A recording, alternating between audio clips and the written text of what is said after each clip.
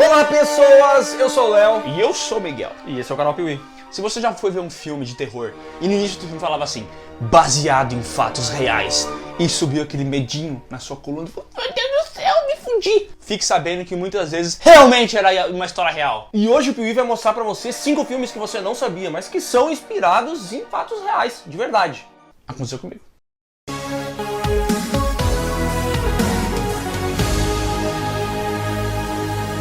Lançado em 1984 e criado pelo mestre do terror, nosso amado e falecido Wes Craven, A Hora do Pesadelo causou um burburinho violento quando trouxe a história de um assassino que atacava suas presas, sabe quando? Quando elas dormiam. E sabe como? Nos sonhos. E é onde você não pode fugir. E daí você fala, pô, essa história é muito fantasiosa. Ela fala de coisas que jamais poderiam ser reais. E é aí que você se engana, porque poucas pessoas sabem, mas essa história, o Wes Craven falou que foi inspirado numa história real. E não aconteceu aqui, no Brasil ou nos Estados Unidos. Ah, não foi no Brasil? Nossa, meu Deus, eu achei que ele tivesse baseado numa história aqui na Lapa. Não foi na Lapa e não foi em Nova Petrópolis, Labirinto Verde. Foi nos Estados Unidos, cara. A terra onde tudo que é ruim acontece. Lá é a terra maldita. Estados Unidos é maldito? Bem melhor que o Brasil. É verdade. Então tinha uns refugiados chineses que foram pra lá. E enquanto eles dormiam, num albergue provavelmente, porque é refugiado, né, pô. Eles morriam. Morriam no sono. Do nada, a gente tava dormindo assim, morri. E velho... Sim que fazia? Caraca. Assim que fazia. Cara, os caras tinham tanto medo de dormir e morrer que eles pararam de querer dormir. Eles ficavam acordados e falavam, não posso dormir, senão eu vou morrer. Essas histórias de refugiados saíram no Los Angeles Times, um jornal de LA, e por isso elas são reais, acredita-se, né? É. Mas, segundo o Wes Craven, essa não foi a maior inspiração dele para criar A Hora do Pesadelo, e sim a história de um jovem de 21 anos que, cara... É minha idade. Tua idade? A história que realmente inspirou o Wes Craven é a de um jovem de 21 anos que dizia não querer dormir para a família dele. Ele falava, não, eu não quero dormir. E daí eles diziam, mas tu precisa dormir. E ele dizia, não, eu não quero dormir, eu tenho pesadelos. E o que ele dizia? Que ele já tinha tido muitos pesadelos na vida dele, mas o que ele estava vendo cada vez que ele ia dormir era muito diferente de qualquer outro pesadelo. E a família dele dava pílulas para ele dormir. Vai dormir! E ele não dormia. E eles davam remédio pra ele dormir e ele ficou 6 a 7 dias acordado. E daí a família dele falou assim, Vai dormir, filho da puta. conseguiram fazer um moleque dormir? O moleque dormiu. E eles foram pra cama deles, estavam lá dormindo na caminha deles.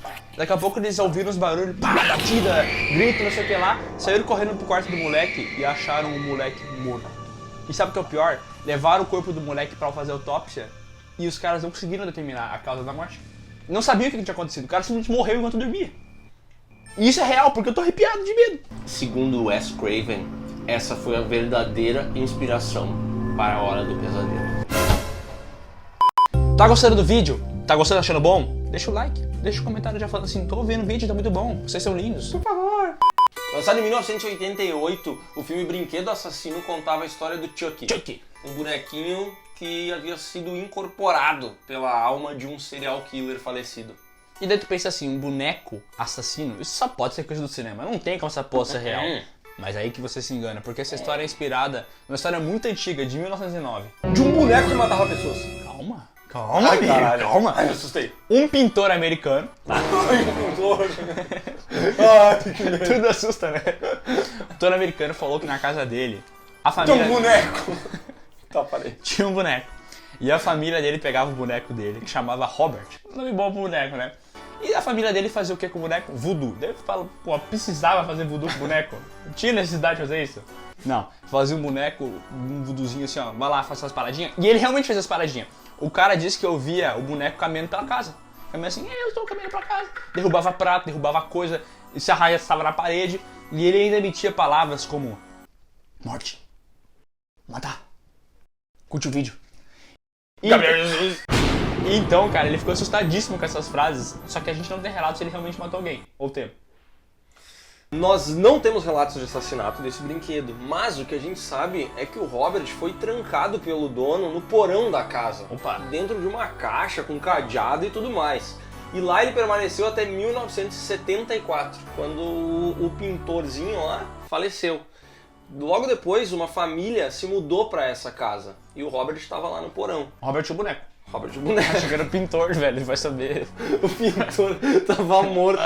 Basicamente o que a família diz é exatamente as mesmas coisas que o antigo dono do boneco falava. Que eles tinham móveis caindo dentro de casa, que eles ouviam sons a todo tempo, que aconteciam coisas bizarras dentro da casa. E todo esse caso foi registrado em jornais da cidade. Ah, então já tem uma relevância, né? Credibilidade no jornal. Logo, foi dali que saiu a inspiração para fazer o brinquedo assassino, e hoje o boneco Robert tá exposto lá em Key West, uma praia da Flórida, para quem quiser ir ver esse boneco amaldiçoado. E se tu chegar ao no vivo. vidro dele e botar o ouvidinho assim, ele vai falar uma coisa que você jamais vai esquecer. Deixa o seu like no Piuí!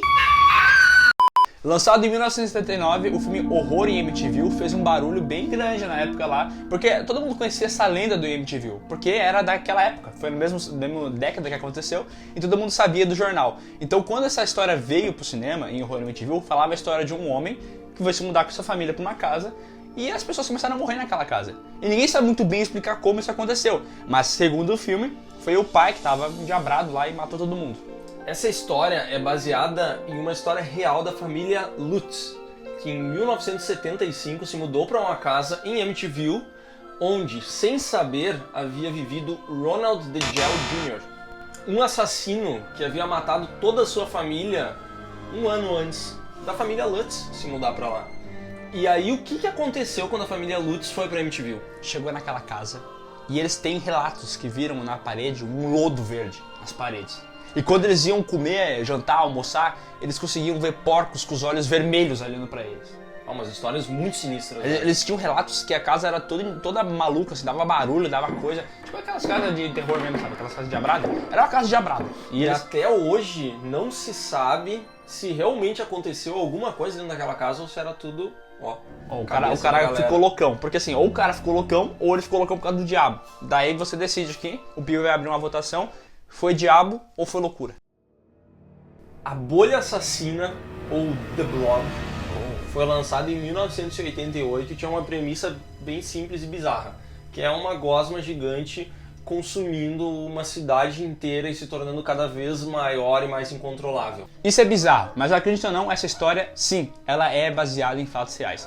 Em 1950 saiu um artigo do New York Times que falava sobre uma história muito estranha, onde 4 policiais da Filadélfia encontraram uma gosminha que eles não sabiam explicar de onde é que era. Ranho.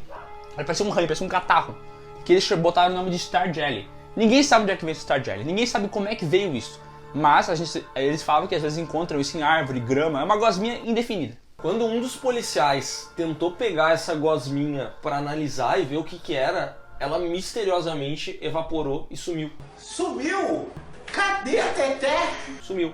E isso faz todo sentido, porque depois de 50 anos se descobriu que Star Jelly é uma gosminha que de fato é produzida pela natureza e evapora do nada. Ela evapora muito rapidamente.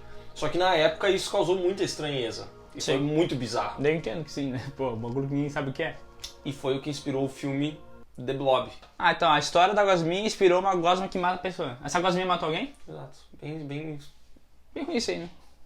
Psicose, lançado em 1960. Um clássico. Um filme muito clássico. Que tem aquela musiquinha top. Na história, uma secretária sai correndo com 40 mil e foge pelas estradas. Ela começa a ficar com sono, não sabe onde parar e acaba parando no Bates Motel. E o Bates Motel, que era tocado aí por uma família que... tinha um probleminha. A história de Psicose é baseada vagamente no assassino Ed Gein.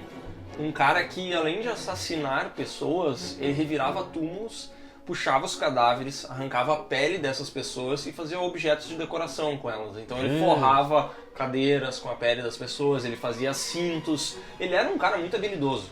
Era um artesanato. Seria um grande sapateiro hoje em dia. O escritor Robert Bloch, que é o autor do livro Psicose, né, que daí depois da origem o filme, falou que essa história foi inspirada nesse malandro aí.